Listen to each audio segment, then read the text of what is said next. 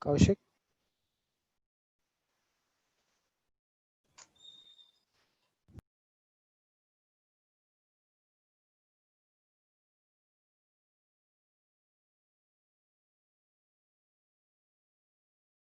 Guys, we are live. We can start. Amongst musicians, Kaushik. there is not so much of a difference between a master musician and a beginner, and everybody in between. Because all of us are seeking perfection. Guys, we We're are live. striving toward perfection. We're moving amongst musicians, and none of us are Kaushik. there yet. There is not so much of a difference between a master musician, and we are all marching toward it. And therefore, the difference between a beginner and a master is what? Only a matter of degree and nothing more. What unites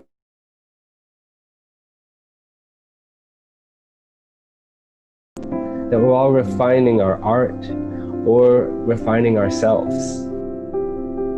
Because now we're not just talking about musicians or artists, but we're talking about our lives and our beings.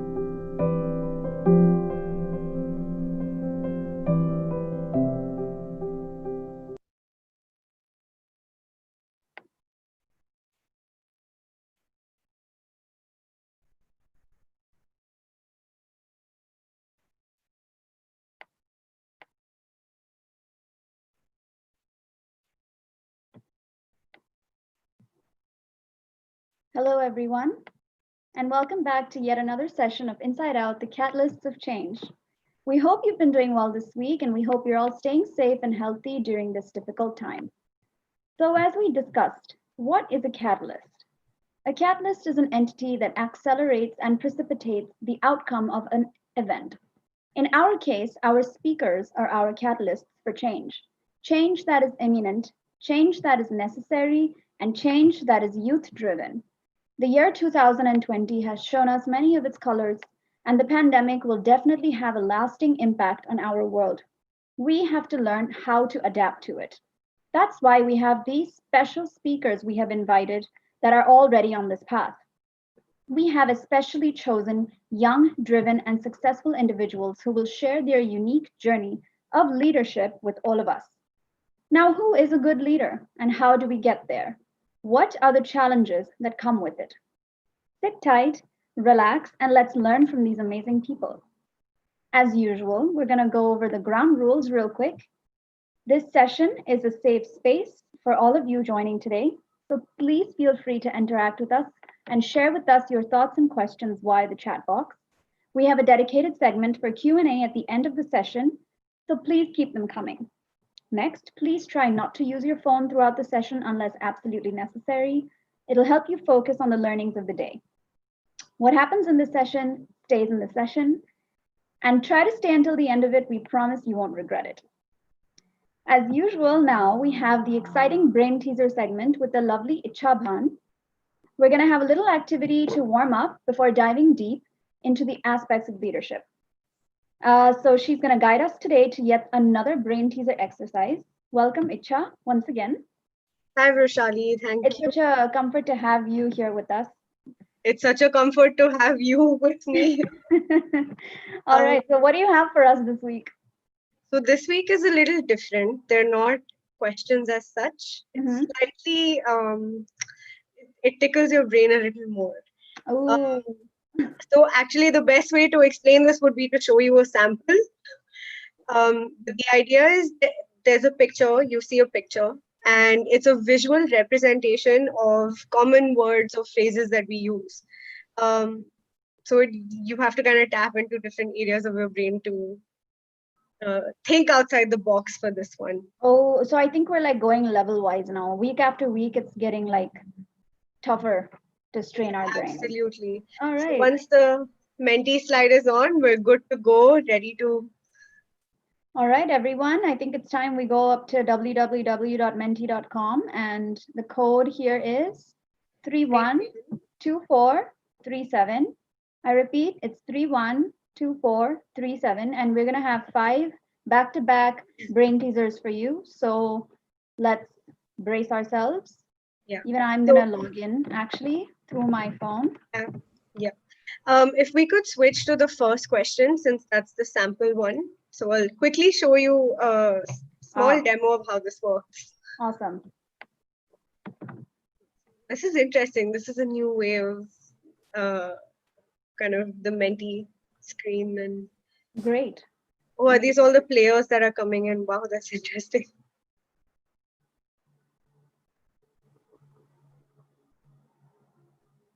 Okay. Awesome. All right. So it's going to be a picture like this. We have about a minute to answer the question. It's on a timer. Okay. So the visual representation is of, it's just about to reveal itself. Tricycle. Ah. Oh, so So- you have to sort of guess and sort of interpret that picture, Yeah, and then we'll see if it's right or wrong. yes. Awesome. And yeah, it's basically, so it's, you kind of use your logic there and your creativity. So to this think week of- is about logic and reasoning. Absolutely. Let's So do we this. can move to the next question, I think so. All right, everyone, brace yourself, and then let's try our best here. Okay. So actually, these brain teasers are really interesting, and they're fun as well, because it's sort of, you have to tap into your visual spatial intelligence, which is kind of understanding how things are placed. And Oh, what I just put in my first response. Let's see how I'm this so goes. excited to see what everyone says. Awesome. Oh, right. So yeah, so you have to sort of tap into your visual spatial intelligence, wherein that's kind of how you see how things are placed and what that may mean, as well as your logical intelligence, which Great. is again being able to assign some sort of reasoning and some meaning based on all of that. So it's a fun way to kind of look at common common words. It's a new way to kind of think of stuff. That's brilliant. Yeah, we're almost at the answer. Yeah, we have 5 seconds. Okay, guys. I hope you've all done your best, and let's look at the answers now. I'm I so hope I excited. got it right. 2 roads, Oh, crossroad. Oh, I wrote crossroads with an S. Oh, dang it. Nada. Okay, I think it's okay, guys. We'll just look at this one as a warm-up question. Okay, we're not counting this one. Yeah. Okay, let's go on to the next one then. Oh my gosh, I'm like actually like getting a bit of anxiety right now. Oh no. Like good anxiety, like competitive Yeah. anxiety. Oh yeah, so that Right. that kind of anxiety is actually it's known as eustress, which is like good for you. Ah, like the kind of fear, the good kind of fear. This Oh my is the gosh, what is cool this? one. What is this? Oh my god, wait. This is a cool one. Oh no, I'm really stranded here right now. So Ugh. if you have like, let's say if you're going for an exam or some kind of entrance test or an interview or something, you will have some level of stress, which is actually the stress you need to kind of push you through it, unless it's going beyond that. Correct. Also, I wanted to know from you, what are the advantages of these kind of visually stimulating brain exercises? So there, if we have recurring participants, you'll notice that actually brain teasers in general, we spoke about this initially as well. They help you think outside the box, right? It's an indirect way of that pointing you at some sort of an answer, and they're usually simple ones, but it helps you make new connections and think from a place of creativity and your strengths as well. So it's a mix of everything. Here we are. Oh, big deal. Oh, Yeah. oh my There god. are a few who got it, it looks like. I got it wrong. This is hard. This is harder than I thought. These are a bit tricky. These are a bit tricky. If we had more time and if it was part of a workshop, it would be fun Oh, because we yeah, could yeah, yeah, for discuss sure. things. Hey, this is a future idea. This is quite, Yeah, yeah, we can actually make this a thing. yeah. All right, like we can move on to the We the can, next one. yeah, we can move on to the next one. Absolutely. I actually did these with my father. So he tends to get all these fun little things on his phone. And he showed it to us, and it was like a whole page full of these. And we kind of worked together, me, my dad, and my sister, to kind of solve as many as we can. That's so cool. Yeah. This one I got at that Oh, you time. did? Okay. I tried my best. I've tried my Yeah. best. Let's see what it's like. I like to the kind of brain teasers that I like to play ever since I was a kid was mostly like crosswords and crossword puzzles, and even jigsaw puzzles I heard are really good for like hand-eye coordination, Yeah. critical thinking.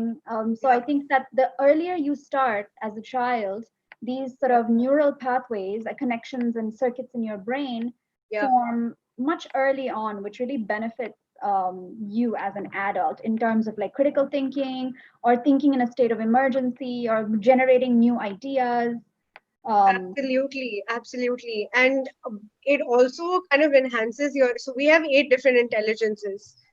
oh, Um, it's 6 feet underground. I wrote yeah. just underground.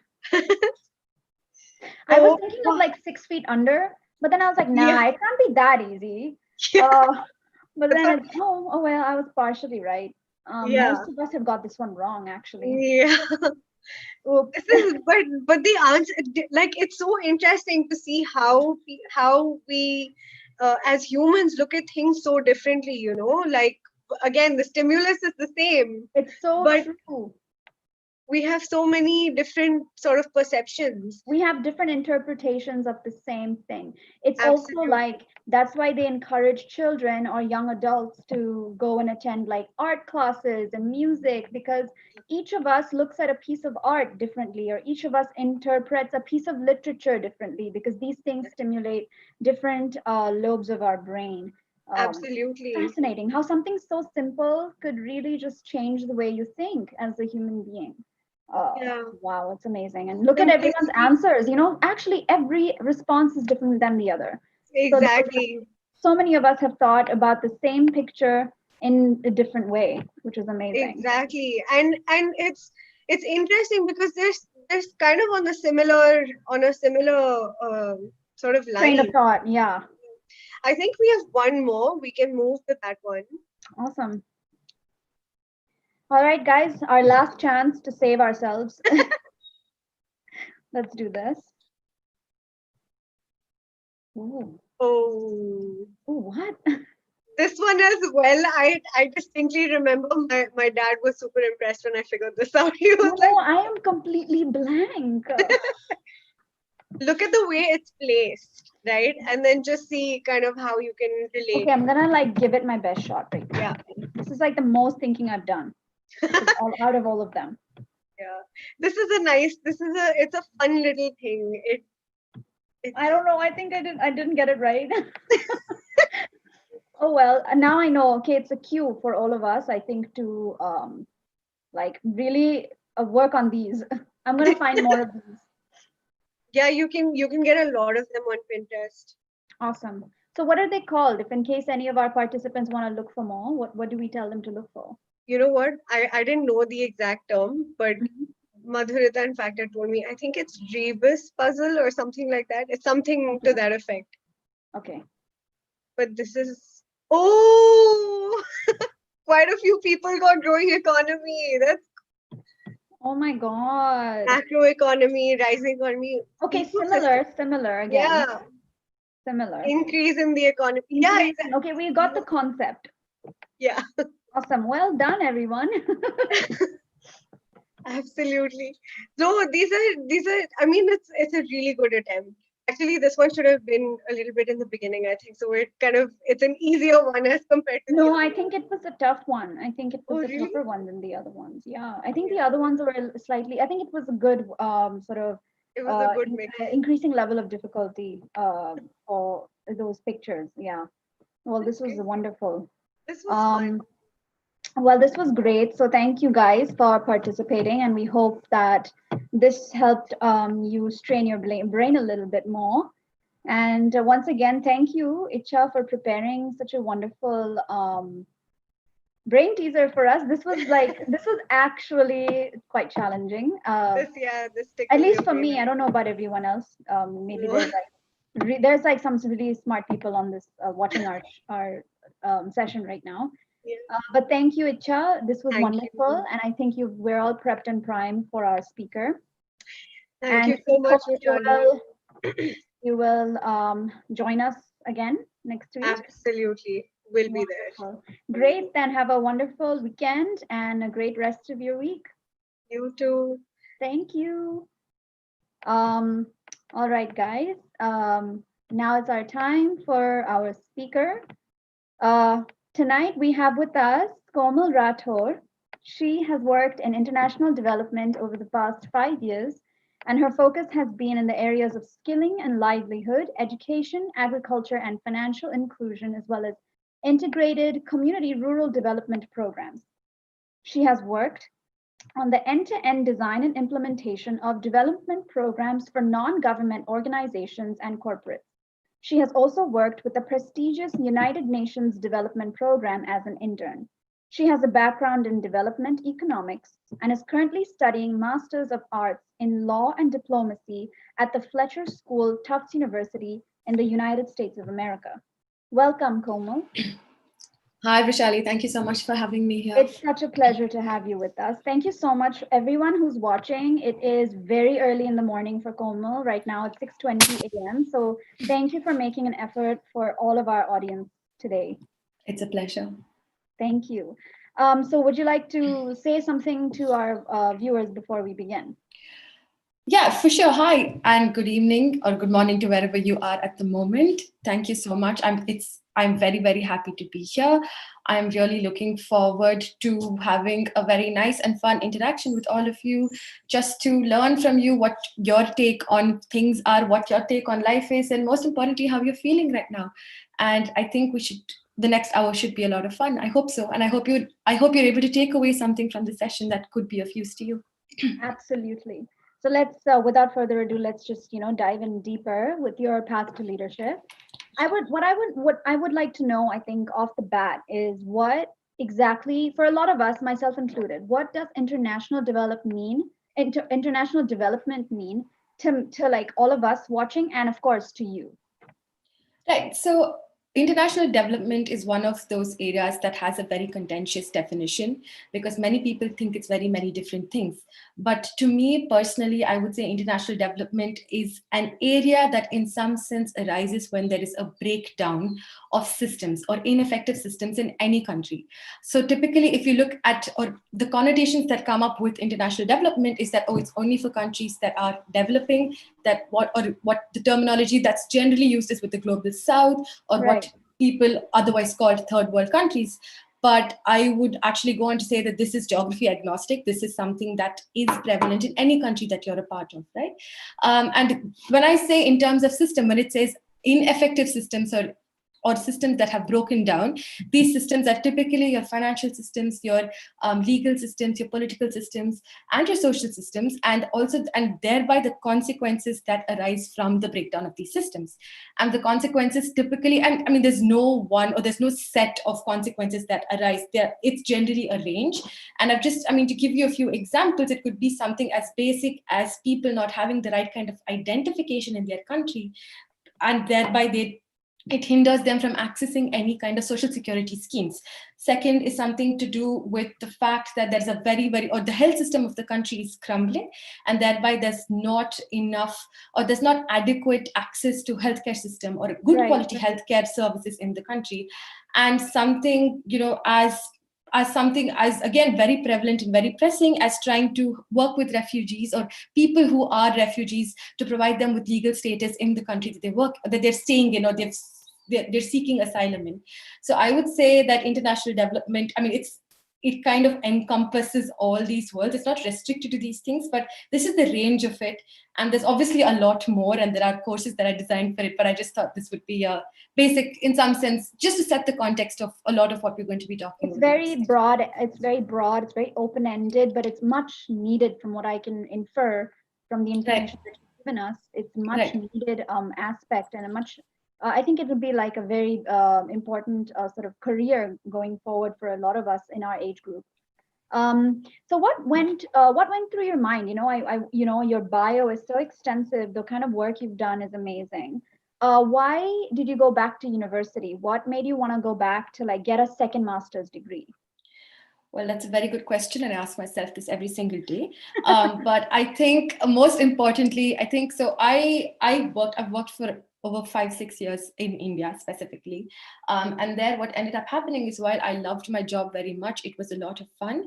At one point I realized that my learning and my perspectives, they kind of started hitting a plateau, and I enjoyed it, but I realized that the challenge that I got from the job, or the intellectual stimulation, if you would call it, was very, very limited, or it was very limiting after the point, because I knew what I was doing fairly well. And also, secondly, I also realized that the work that I wanted to do, I wanted to, in some sense, increase the scope of the work that I wanted to do, to make it slightly more international. So not just restricted to India specifically, but other countries in the world that have similar problems. So I wanted to see what that looked like. And personally, for somebody like me, I've also realized at that stage that I was in, there was a huge lack in skills that I needed to build to do the work that I wanted to do going ahead. And these 3-4 factors really motivated me to apply to school, and things just worked out well, and here I am. Fantastic. I think there's no better there's no where else to be right now other than being in school. I think it's the best way to sort of learn, to soak up, like, you know, there's a saying, you know, be a sponge. So just soak up all the learnings and teachings, and then sort of, you know, use it in your career going forward. That's amazing. Absolutely. So like, you've done so much. Like you said, you've already been in the international development sector for about 5 to 6 years now. And you are a skill building expert. So what, according to you, is the difference between the rural and the urban upskilling, and how did you tackle that difference between the two?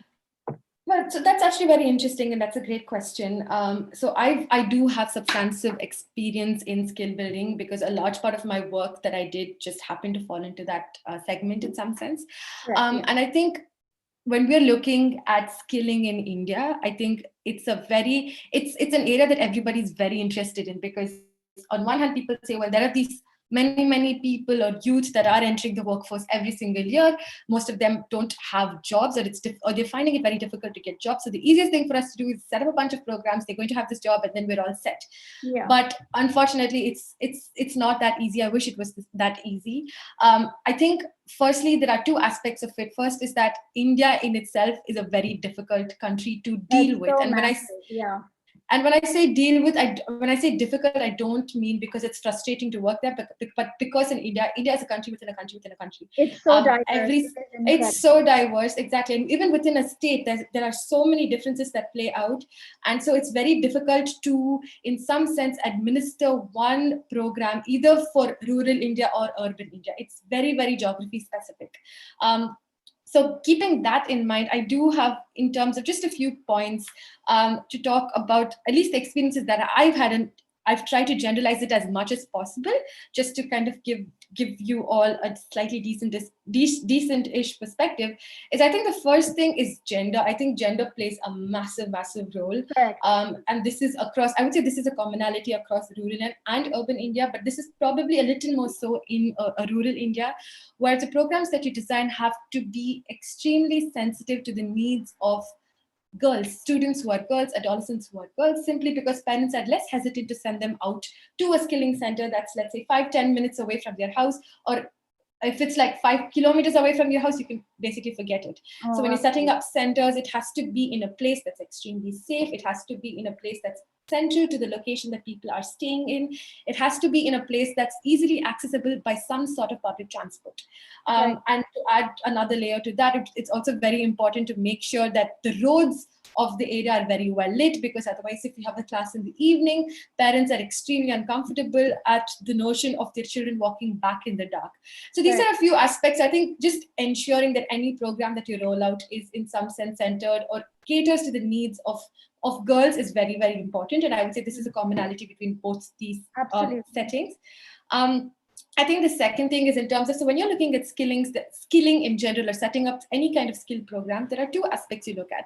One is you look at the aspiration of the students that you'd want to work for, or who you're trying or you're aiming to target.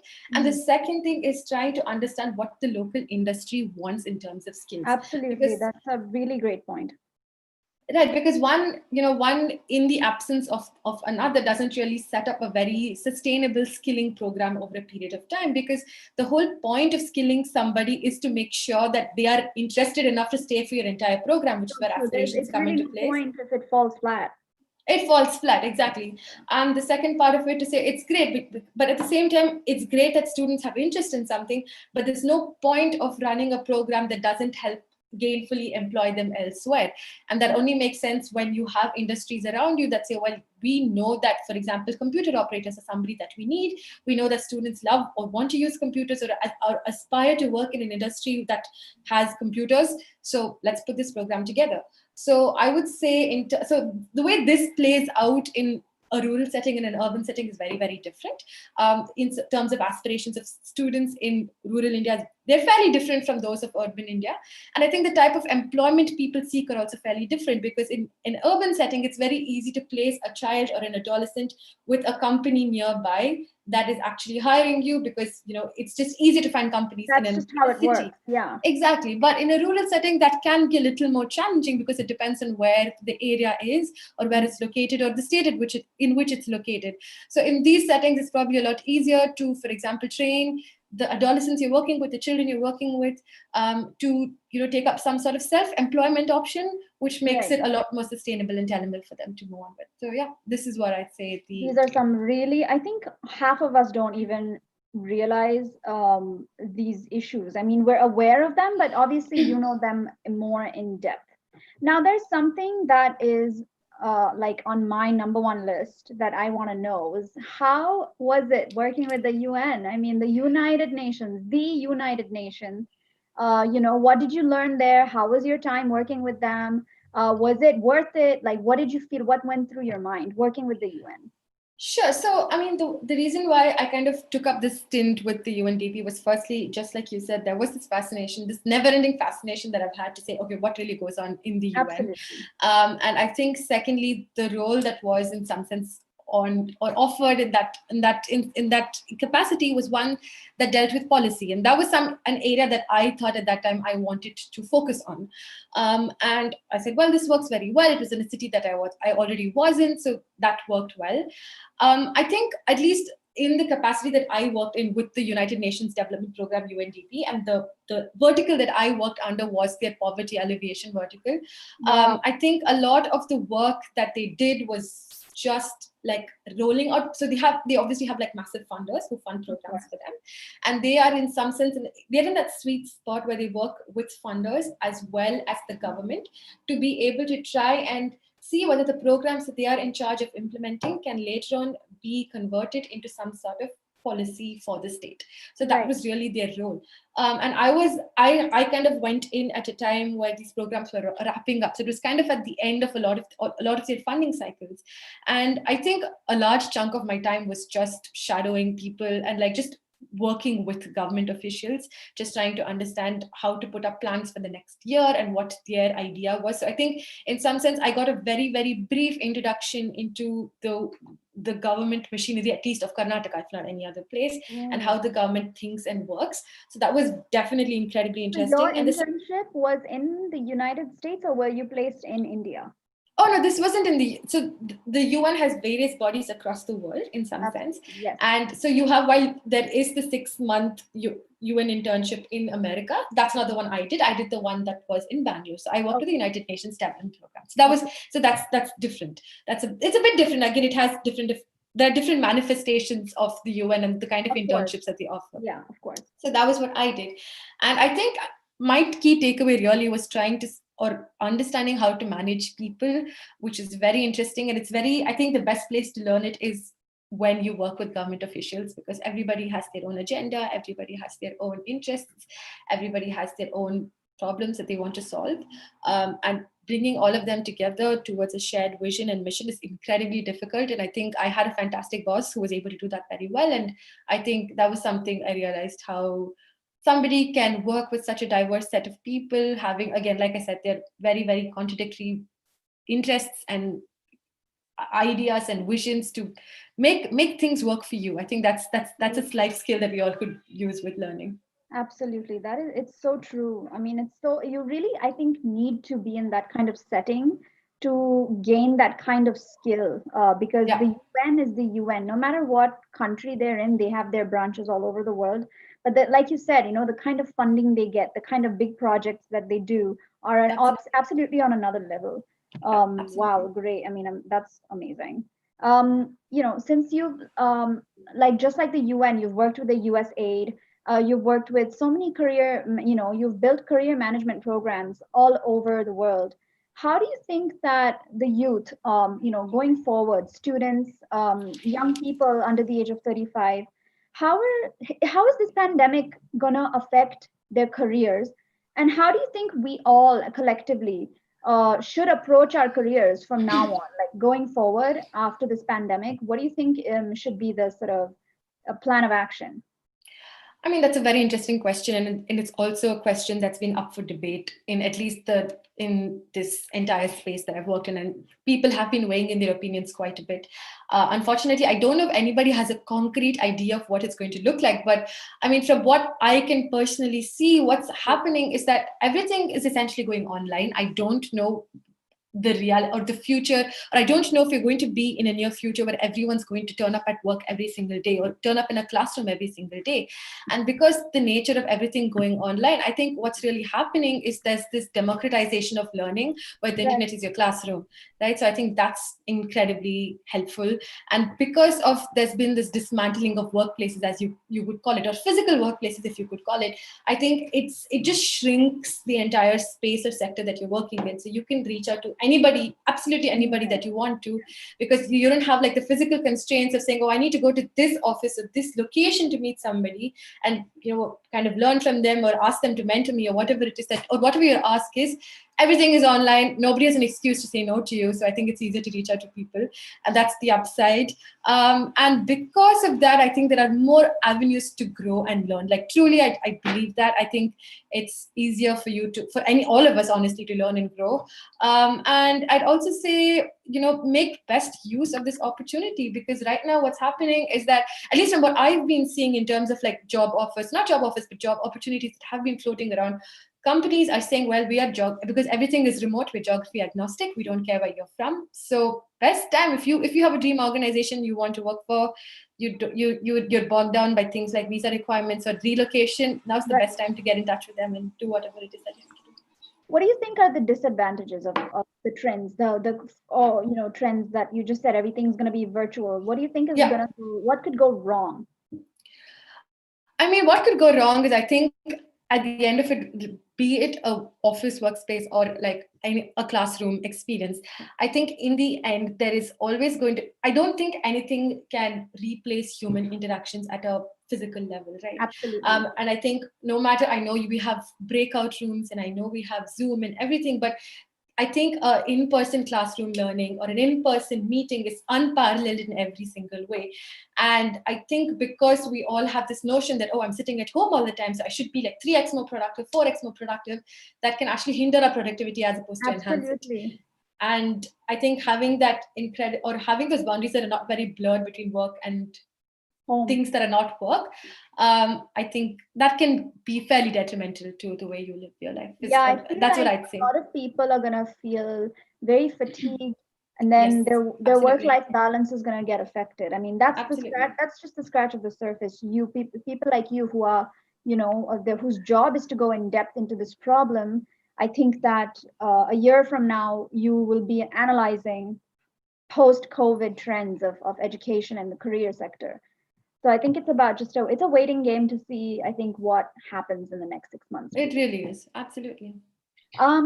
So like, since now, again, with the whole online situation, you're studying online because you're at university, you know, so like, and all the work that you've done before you were online, before you were at university, sorry, you have so much experience. And for our audiences that are watching, she's done work in the educational sector, agricultural sector, nonprofits, and so many more.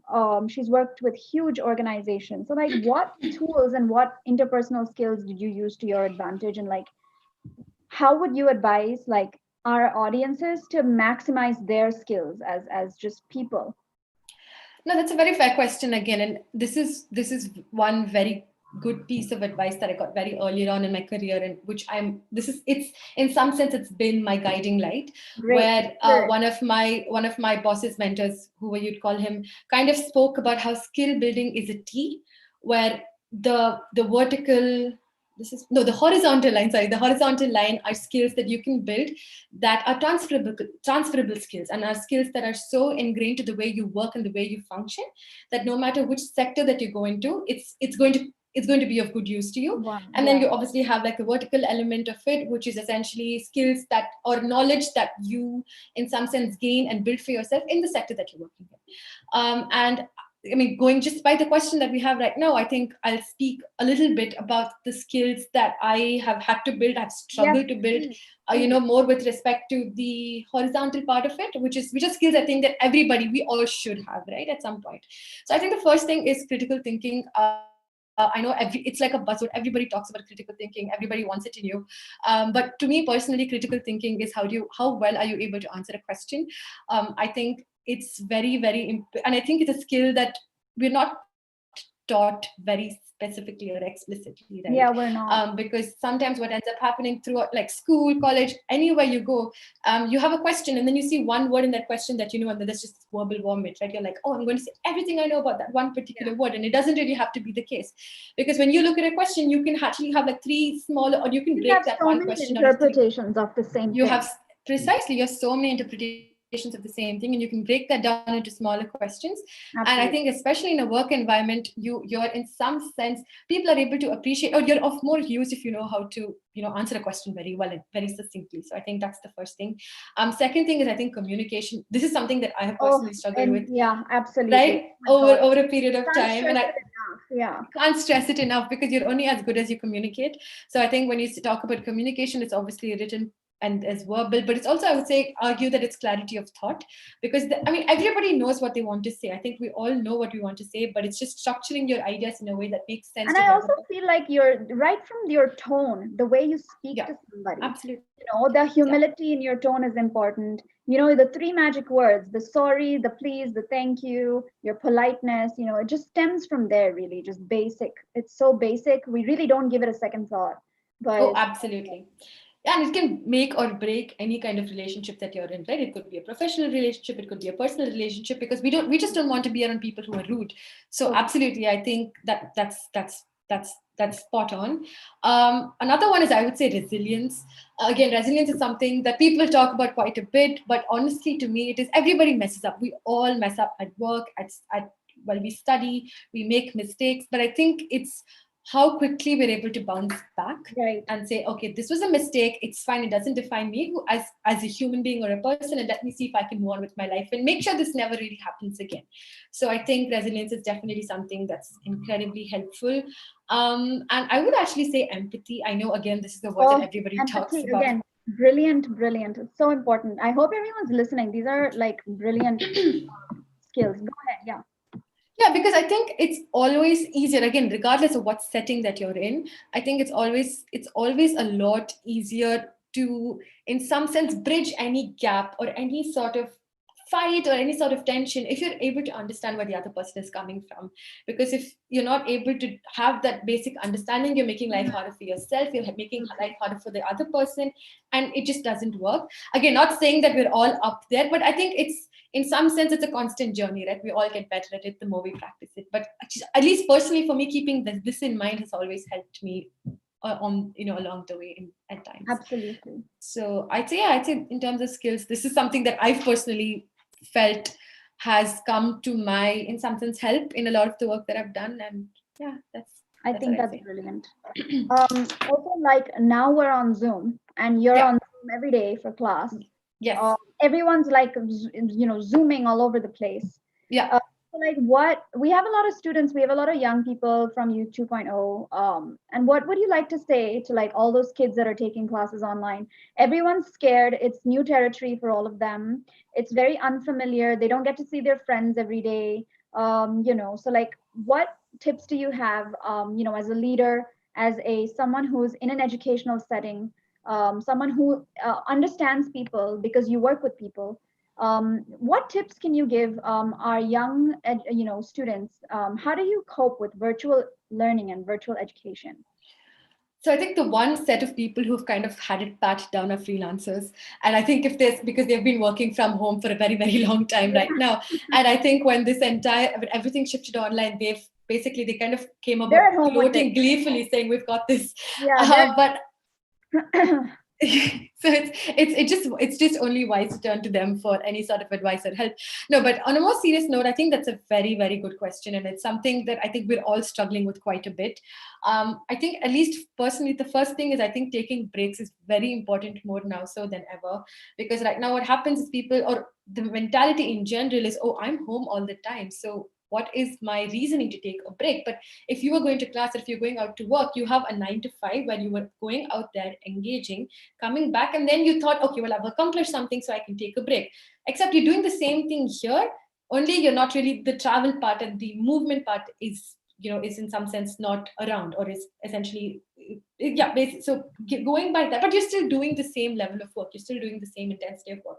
So I think right. taking a break is very important, and I think taking a break away from your screen is very, very important, because if you're all already sitting and watching something online all the time, it doesn't make sense for us to move on from our computer screen to our phone screen, because it's essentially doing the same thing for us. So I think it's really important to write, run, do anything away from your screen that Right. really helps you and that you personally enjoy. I think that works. The third thing is, I think what has really personally helped me is segregating the areas where you chill and where you Oh, work, absolutely. right? So for example, and you don't have to have a place where you have like 4 rooms just for yourself, to your own disposal. I mean, just to give you an idea, I used to live in university accommodation where I just had a single bed and I had a desk, and that was how big or small my room was. So my workspace or my studying space would be at my desk, but if I Right. wanted to do anything else that was just not work related, you could use your, essentially, your bed for that, or that's what I would do. So I think kind of having that kind of segregation is incredibly helpful. A fun fact actually. One of my best friends had an issue where at the beginning of lockdown, she would work from her desk in her room, in her bedroom. And that started sort of polluting the vibes, as you call it. The fact that she would be at work in her bedroom started disturbing her sleep. And she said, I would wake up in the middle of the night thinking, oh, I have this to finish and I have that to finish. And so she said, I finally decided, I'm going to demarcate my workspace and my living space. And she decided to take her work outside, and she started working at the dining table. And she was like, my sleep improved. I Right. stopped waking up all the time, because I think it's just those vibes and those thoughts circulating constantly, in the same area. Absolutely. So yeah. Oh, absolutely. I think that's it does make a huge deal of a difference. And I think it, and also I think most importantly, figuring out, I think when you're studying, there are two aspects of working or engage in any kind of, I'd say, intellectual pursuit. There are two kinds, right? One is the thinking, and the second is the doing. So what ends up happening is, if we engage, or depending on the work that we engage in, or actually any work that we engage in, first is you figure out what you want to do, and the second part is the doing of the work itself. Absolutely. So I think it makes a lot of sense. At least this is work for me personally, where I think very, very well in the morning, and by 12 I am done. Like my brain has shut down. Really? I'm out. So basically, so for me, it just makes sense for me to have a very early start, where I figure out all the very difficult things that I need to do, and I kind of like piece together all these slightly more thinking aspects of the day then. And then after that, it's like an autopilot, because I know what I have to do. I've done the toughest part for me, which is figuring things out, and then I just have to execute one by one by one. So So I you think kind of like segregate your day between like according to like the time of day that you're most productive is what you're Exactly. So I think that lots of productivity is very, very important. For example, for me, afternoons, I have tried everything to try and get something out of my brain, but it just never works. I know afternoons is when it's basically a slump. So that's when I take my breaks. I do things, I take a walk, do whatever it is that I want then. So I think I mean, again, all of this comes from, has come personally for me from a lot of trial and error. It's not easy. It's really not easy, but I think just trying to figure that out has personally helped me quite a bit, and it might help all great. of us I hope at some everyone's point. who's listening. These are really like a really valuable, amazing tips. Now jumping into a bit about your experience in leadership positions. Since you've worked with different teams all over the world, you're not restricted to any one place. You have experience ranging from Eastern to Western. And you've worked in large teams of 10 people, 12 people, you've gone into villages and cities. What in your experience makes a good team member as well as a good team leader? Right. So I think in terms of, I think there are some qualities or some, in some sense, I guess qualities that are similar to both. But I would say that team leader, this is based on just some fantastic people who I've been led by in a team, who I take great inspiration from time to time. Is I think the first thing is technical competence aside, because you're obviously a team leader because you know how to Of do your course, job very that well, goes without right? saying. That goes without saying. But I think the first thing is anybody who's able to absorb any kind of negativity and able to give you positivity in return is very, very important, because you don't want to have a boss who ends up dumping his or her or their frustrations down on you. That's the worst place you can be in, because But you're already very stressed, you already have lots to absolutely, finish. So I think anybody who's able to take in, again, like I said, the frustrations, negativity, any sort of discontent of the team, and solve that for them and create a very positive work environment, I yeah, think that's a great mark of a good leader, the ones that I've worked with at least. The second thing, this sounds very basic, but it's very surprising to see how not too many people think this way, is having the back of your team at all times. I think it's very, absolutely. very important. No mudslinging, no throwing people under the bus. It's always that you always have the back of your team, right? I think that's very important. And that leads to my third point, which is taking accountability of situations. When things go well, we're always very, very happy to take the praise, to say, yes, of course, it was because Absolutely. of me. But I think it's equally important when things do not go well to say, well, it was my fault and I didn't do a good job handling it, as opposed to saying, well, I did everything, but these three people, I tried my best to tell them, but they haven't worked. I mean, that's just nasty, and That's I don't wrong. think that's, Yeah, yeah, yeah, that's not called for. And I would also say this is a very small thing again, but makes a massive difference. It's just vocabulary that you use. Instead of using you, I think using we, we, you, our instead of I or my. I think again, this just psychologically it affects the team in a very nice way, where people just think, well, yeah, we're all in this together. So even if I do mess up, I know he's got my back or she's got my back. So I think that's definitely that's very, very brilliant. Oh my important. God, I love your points here. I didn't, these are little things, but when you string them together, it's so important. Honestly, this has opened my eyes. Wow, that's so true. Um, Yeah. so like moving on to your personal journey into leadership positions, what are the challenges that you faced, having so much experience across the spectrum of various sectors? What values have you built? Like what are your values? What is your value system as a leader, as a young leader in in this position today? What are your challenges, and then what are your values? Well, in terms of challenges, I think I could write a book about it, because I have. It's been quite tough, mainly Technical and because, non-technical both, I oh, think. it's everything. It's everything, because I think what typically ends up happening, at least in the sector that I work in, is because we're always crunched for time. So nobody really gets told that you're being or put in a position of leadership. It's like you did pretty well in these two projects. That's great. This is your 6 member team. Now hit the ground running. Goodbye. And then you shut the Oh, doors and you're thrown out. So you're oh, quite literally thrown into the deep end. And for me personally, my journey of growth, I guess, was I was a pretty decent individual contributor, but I just didn't think that dealing with people was one of my core strengths. And because of that, I was always thinking, I always had this mindset where I said, well, I'll do this, I'll figure this framework out, I'll do all this for you, but the people management, not my job, I'm not interested in, let me move on with my life. And I think just realizing it took me a very, very long time to realize that as you grow, or any sort of growth is always associated with dealing with people or managing people, working with, so I was very good in working with a team. I was not very good at in terms of like managing a team, right? And so when I was put into that position, there was a lot of learning that I personally had to do. Firstly, that you cannot do everything yourself. You need to ensure that everybody around you is working as much as you work, or in some sense you're able to delegate very effectively. Right. So I think that was a huge learning for me. And I think secondly, again, I've said this before, I think empathy was something that you learn a lot more when you work, when you have people who you are in some sense responsible for, because something, and this kind of ties in with the value, the second part of your question, right? I'm not saying I'm perfect or I'm there yet, but I do see myself slowly trying to build that into the way I work very consciously, which is to say that when you're working with a team or you're responsible for a team in some sense, you always start with their baseline. It doesn't make sense for you to come from up top and say, well, I've done these things so many times over. This is such a simple task for you. You should be able to get this done in 2 days. Now we'll meet then.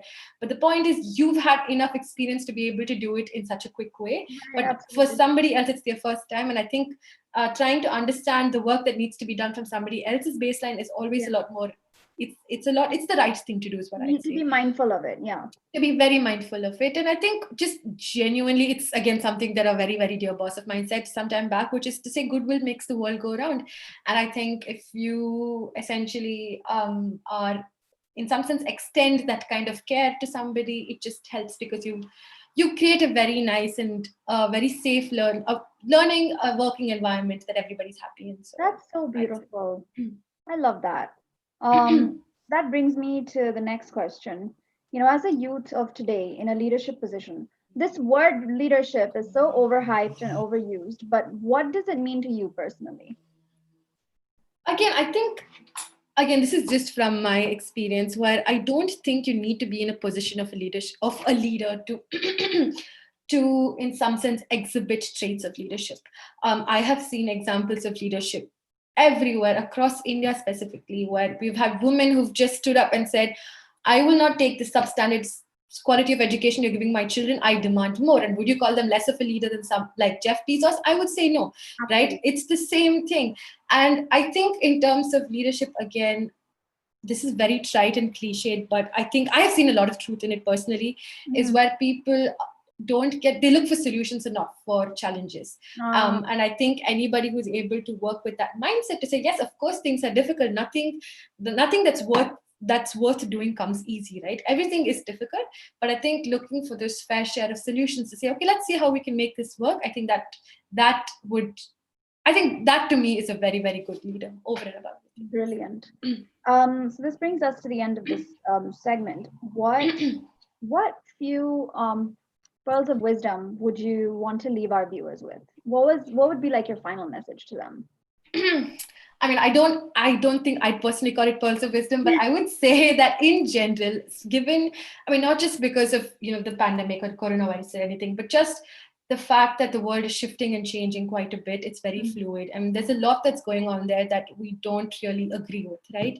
And I think while it's very, very good to have a firm grip on what is happening right now, we also need to focus on what the world should be, or what we want the world to be. And all I would say is find a problem that you really care about and work towards, in some sense, being a part of the effort that's trying to solve it, and just have fun in the process. That's beautiful. I'm inspired. Wow, that's amazing. I love that. Thank you so much, Komal. This was amazing. You, I must say, are so articulate. And I think you put so many complex ideas and so many complex notions, and you've simplified it for us. And I'm sure everyone that's listening is in awe of you just as much as I am. Thank you so much. That's very kind. Thank you. No, I mean it, genuinely. Now we're going to do something a little bit more fun. Let's lighten it up a little bit. We've been doing this for the past 2 weeks with our other speakers, and I'm excited to see. what you have to say, and it's going to be a little rapid fire questions, a little round of rapid fire. And I'm sure I don't need to explain to you what rapid fire is. Yeah. We're going to shoot some questions at you, and I want you to be super spontaneous. It's no brainer little questions. There's no need to be serious at all. So just take about 20 seconds. Don't think too much, and be as rapid and full of fire as you can. So my first question to you is, if you could wake up tomorrow and fix just one problem in our world, what would it be? Healthcare, universal healthcare. Okay, that's a really good one. It's much needed. All right, next one. If you could attend one artist's concert live, which artist would you choose? That's a tough one. Just I would. one. I would. Can they be living or dead? Can this be anybody? Whoever, absolutely anybody. I can't remember. This is quite embarrassing because I can't remember the name. I think it's, and I'm sure I'm going to mess it up. But this is the artist who composed Claire de Lune, which is the instrumental piece. Yes. And yeah, I'd probably say him. Classical music, basically. Western classical music. So next question. This is something even I want to know. What if you could pick one superpower? Which one would it be and why? One superpower. That's, oh man, I'm very greedy. I want so many superpowers. I mean, I would say mind reading because it's curious to see what people think, but also I could see how that could be a curse because then you'd see what they think about you all the time, and I don't think I'd want that. It would be really noisy in your head too. It would be incredibly noisy in my head, but maybe teleportation, given what's going on right now. Teleportation. My choice would be the teleportation as well, or also because I'm like a Potterhead, and I always thought it was amazing how they apparate and disapparate. And also I was invisibility is another one of mine. Okay, I don't know why I'm talking about myself. Sorry. Next question. This is I love this question. I want to know. If you won the lottery tomorrow, what would you do with that money? Gosh, this is the question I think everybody thinks about because they just think absolutely. in an alternative world. Guilty, I would say this is really difficult. If I'm being very, very honest, I would perhaps build the world's biggest library for myself, for my own particular use. And then after that, with the money that's remaining, I would probably give it to a cause that I really care about. Really? But I would get lost in that library that you built. Yeah, let's see. Well, hopefully. But I mean, if I'm being very, but I don't think my conscience will let me do that. So I would say just like donate most of it to a cause that I really care about, and then rest is for my books. So, yeah. That's lovely. What's the most influential movie you've ever watched and why? Influential movie. That's interesting. I don't think a movie can I talk about a book that's influenced me, if not movie? Yeah, sure. Okay, fine. Let's change. Tell us about because I can't think because it's just easier for me to figure out books that have influenced me than movies. In terms of an influential book, I would definitely say one that's really helped. Again, it's a very popular book. It's called When Breath Becomes Air. It's a memoir by this surgeon called Dr. Paul Kalanithi who talks about his time in medicine and also his time being a patient while he deals with cancer. It's a phenomenal book, and I think it's one that everybody should read at some point. Absolutely. I'm gonna check this out as well. Who is your leadership role model? I honestly say there are many. I know, again, this sounds incredibly trite, but this is basically a lot of people that I have looked up to. I mean, these are people from my family. These are people I'm friends with at work, outside of work. These are people I've met during my field visits, a lot of my professors. And I think it's just, in some sense, I think I'm a little lucky because I think one thing that I like about myself is I'm very easily inspired. So I seek a lot of inspiration everywhere I go. And I think, but basically a bunch of people that I know. Can you name like one or two people? I'll give you two people. Give me two people. It's a bit difficult. It's a bit difficult. I would definitely. We'll circle back to it. Yeah, we'll circle. Yeah, that'd be fine. Thanks. Okay. Last question. Where do you see yourself 5 years from now? Where do I see myself 5 years from now? That's interesting. I would hope that I'm a lot more, in some sense, I guess, sorted as a person in terms of just like figuring out what I want to do, and I'm able to find my peace in that. That's one for sure. And I hope I'm doing something where I'm working on a problem that in some sense matters to the world, I'm able to find a lot of joy in it, and I am able to, in some sense, also seek some sort of intellectual satisfaction in it, and keeping that, and hopefully that in some sense is able to help somebody in some way.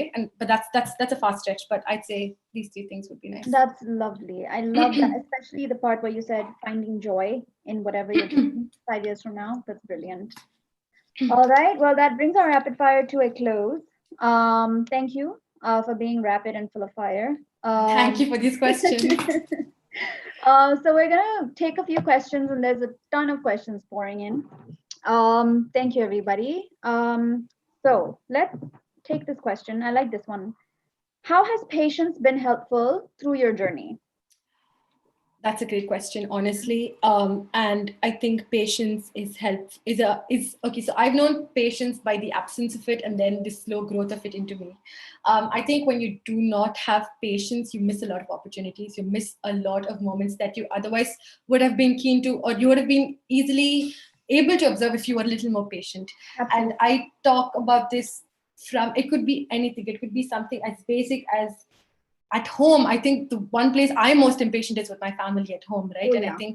I think starting from there, moving on to like when you work again in this field, you have to wait for 5 hours to meet one government official, and that's just how it is. And if you are impatient and say, forget it, this is not my job, that's not going to help you.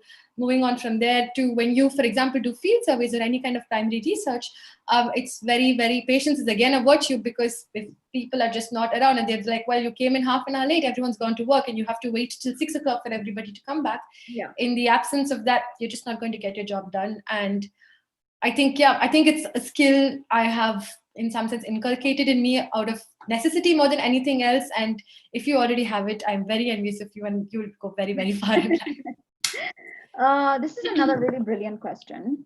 Between everything that has been happening around the world, how important is diplomacy in these trying times, and how is it fruitful? Right. So in terms of diplomacy, again, just to clarify, while my course is called Masters of Arts in Law and Diplomacy, I am studying development economics, humanitarian aid, and business for social impact. And it's a great question, because I've realized the importance of diplomacy only this year once I've started to study, because till now it's been this fuzzy concept that people sit in round tables and figure out, for themselves. But I think diplomacy is a part of everything that any country does, and in some sense it affects the way that we function as well, or we as human beings function as well. And just to give you like a very basic example to see how important it is, and how in some sense integral it is or ingrained it is in our lives, is I'm sure you guys know that there's this huge crisis that's going on between in Europe, right? The refugee crisis, where people are coming in from Syria because they've been displaced. And Europe essentially is saying, look, we don't want refugees on our land. We don't want refugees in our land because our systems are crumbling, and we want them away, because to them, diplomacy is also in some sense keeping refugees away, because it becomes a security threat, or they perceive them to be a massive security threat, which Correct. need or needn't be true, but this is their thinking, right? And so I believe what ends up happening is for people to come in from Syria to Europe, their first port of call is Turkey. That's the safest route that they take. So Greece basically told Turkey, hey, look, you know what? You keep these refugees. You make sure that they don't kind of come into our land. We'll strike a deal that for every refugee you keep, you can send one to us. And in response to that, if you keep up your share of this deal, in response to that, we will ensure that all of your citizens who want to travel to Europe, they don't need visas anymore, or they don't have to go to an embassy to find visas anymore. And that's diplomacy, right? And that's how, and that kind of would affect, let's say, the citizens of Turkey, because everybody wants to go to Europe, or at least from Turkey, everybody wants to go to Europe. And for them, they spend a lot of money, time, fees, filling out visa applications forms, which basically they don't have to do anymore. And similarly with the US, so I think diplomacy in some sense is used as a tool that, or every country uses it as a tool to further their own, or in some sense to protect their national interests. Correct. And also as a tool to further their international interests. So this is what I'd say about. I'm sorry, I don't know if I answered your question, but this is what I think diplomacy. No, I think they've understood the crux of it. It's, like you said, it's to further their own sort of their own national interest into. It's a give and take between. It's a give and take. Country exactly. A and country B. Absolutely. Person A and person B. Yeah. Absolutely. So because of lack of time, this is the last question I'm going to ask you. This is a brilliant one. What is one particular habit that you possess that has been very helpful in everything that you do? One particular habit. I would say it's the habit of making lists. It's something that my mother taught me very early on in my life, where she basically, because my mother is an obsessive planner. She needs to have a plan to get things done. So ever since I was a child, that this is the one habit that she's inculcated in both me and my brother, where she says that first thing you do every day morning is make a list of things you need to get done, and then break those aspects down into further points and figure out what you need to do. I think that's incredibly helpful because you're able to take stock of the work that you have to do. And again, I would be remiss without saying this. I would say meditate. I think it helps everybody quite a bit. Oh, absolutely. And I can't stress on that enough. Brilliant.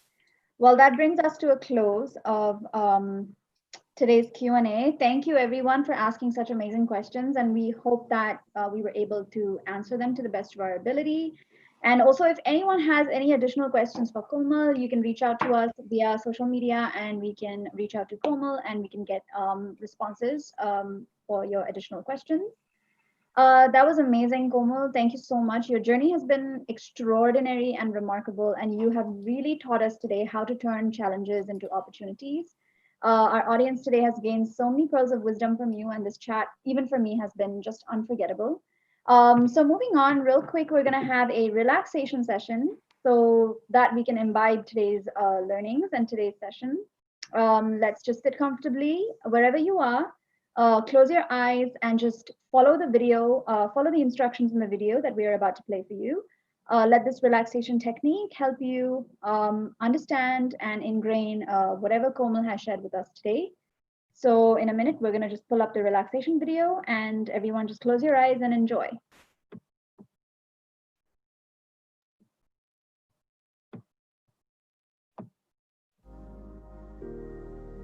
Sit comfortably and close your eyes very slowly and very gently.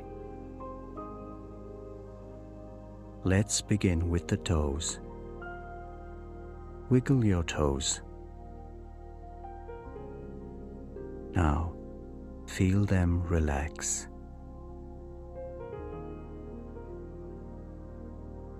Feel healing energy from the earth move up into your feet and ankles.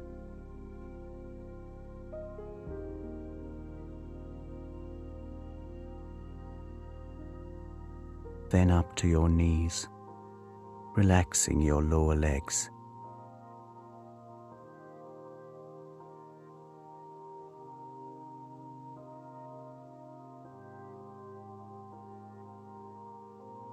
Now feel the healing energy move up your legs, relaxing them.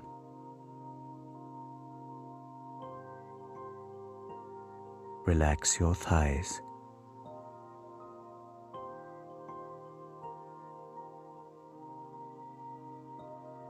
Now, deeply relax your hips, stomach, and waist.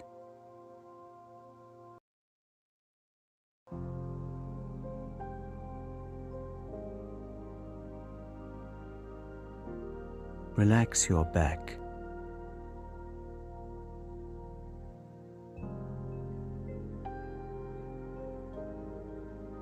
From the top to the bottom, your entire back is relaxed.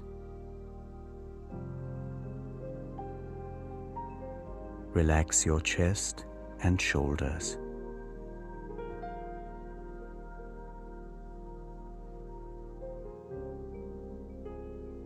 Feel your shoulders simply melting away.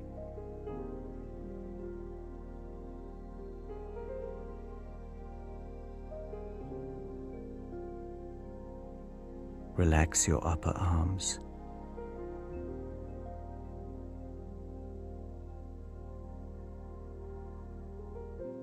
Relax each muscle in your forearms.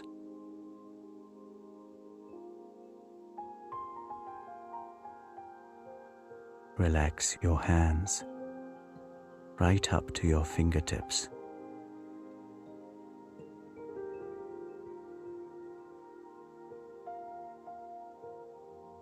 Now relax your neck muscles.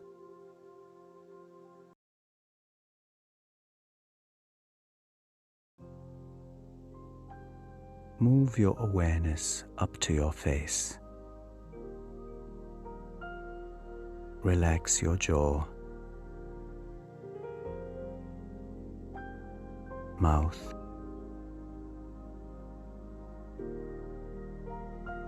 nose, eyes, earlobes, facial muscles, forehead,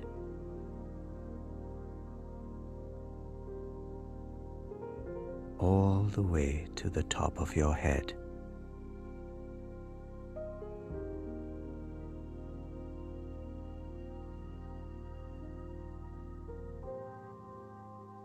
Feel that your whole body is completely relaxed.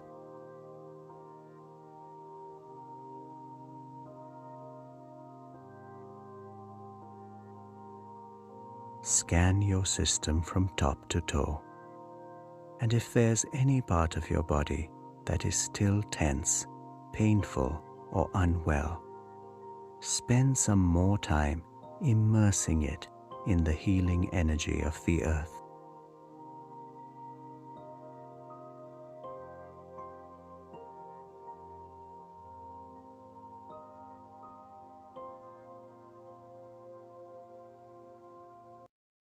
When you are ready, move your attention to your heart. Rest there for a little while.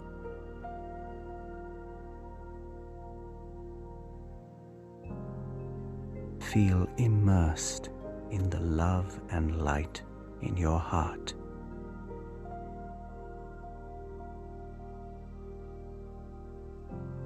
Remain still and quiet, and slowly become absorbed in yourself.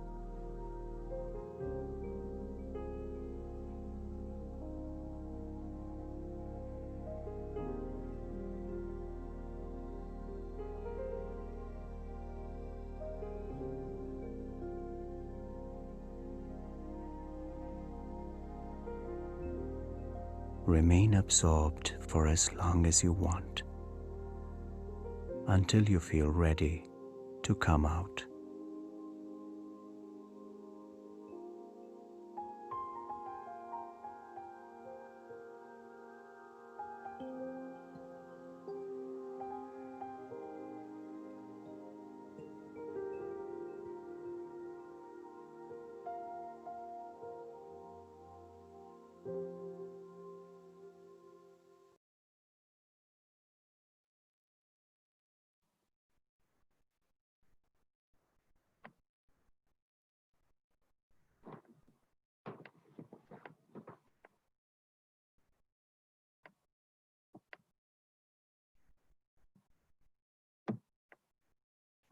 Wow, that was incredible. I hate to disturb everyone, but I just would like to announce that this brings us at the end of today's session. I feel, amazing and still on the inside, as I hope all of you are at the moment. I would like to heartily thank all of you for joining us yet again tonight. And we hope that you learned a great deal about the various aspects of leadership in international development and the social sector. Thank you, Komal, for sharing your life's experiences with us and taking us on this journey with you tonight. Thank you so much for your valuable time and your insight. All of us have learned so much from you. Thank you so much. Thank you so much for having me. It's Our been pleasure. great. Our pleasure. We hope to collaborate with you again in the future. Absolutely. Just a quick announcement for all those that are here. We would like to know how starting the Heartfulness meditation has helped you transform your life. And so we have been sending out a form for something called Humans of Heartfulness. So if you have the time, please do share your journey through spirituality and meditation with all of us. It could be an anecdote, it could be how heartfulness meditation has helped you. And we would love to feature your story on our Instagram page or the Youth 2.0 Instagram page or the Humans of Heartfulness Instagram page as well. We hope that all of you will join us yet again next week at the same time and the same place with a fresh new perspective on leadership. Stay tuned and follow us on our social media platforms for more updates about our series as well as interactive posts and activities. Thank you so much. Stay safe, everybody, and have a wonderful rest of your weekend and a great week ahead. Once again, thank you very much and have a fantastic evening.